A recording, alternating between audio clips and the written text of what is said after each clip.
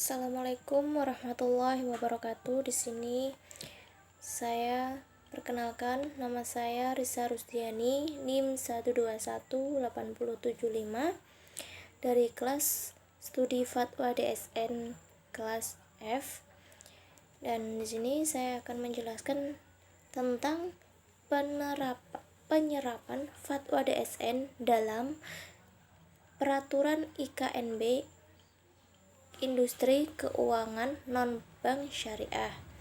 Langsung saja, dalam IKNB itu ada munculnya industri IKNB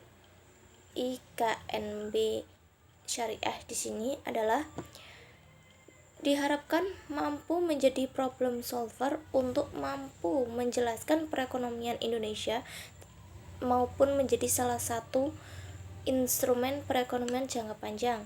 Dan industri IKNB itu sendiri dikembang dalam potensi baik, yaitu dalam sejenis penyediaan jasa keuangan tambahan dan alternatif industri. Maksudnya itu, dari IKNB itu ada yang menyediakan dari jasa itu sendiri, yaitu jasa keuangan yang bisa dipinjam atau akses keuangan itu bisa dipinjam seluruh sistem. Dalam tahap-tahapnya juga ada awal pembangunan sektor keuangan, beroperasi bank. Dan di sini ada regulasi keuangan syariah itu ada dalam pasalnya. Sedikit saya menjelaskan dalam Undang-Undang Pasal Nomor 7 Tahun 1992 tentang perbankan, dan 2 ada UU Nomor 10 Tahun 1998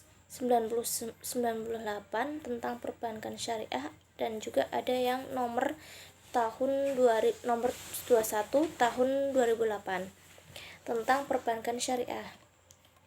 Dan selanjutnya juga ada regulasi pasar modal syariah. Di sini dalam regulasi industri keuangan non-bank syariah ada pasal UU nomor 2 tahun 1992 tentang usaha perasuransi dan memperbarui Undang-Undang nomor 40 tahun 2014 tentang perasuransi syariah.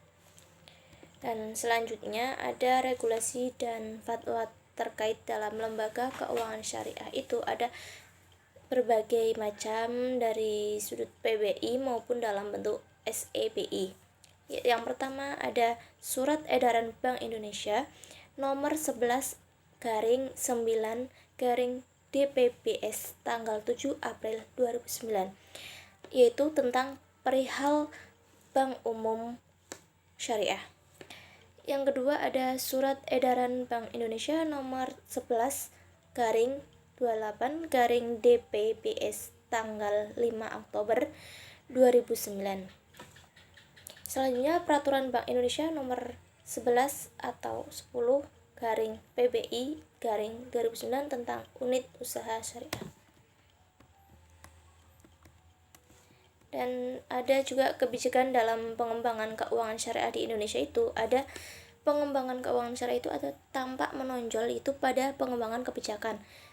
Pada syariah itu ada pasar modal, dan pasar modal itu ada industri keuangan non bank syariah. Itu ada kebijakan yang satu, kebijakan pengembangan perbankan syariah otoritas jasa keuangan atau disebut OJK. Yang kedua, di situ ada strateginya untuk perkembangan industri tersebut perbankan nasional, di mana roadmap perbankan syariah Indonesia itu pada 2015 sampai 2019.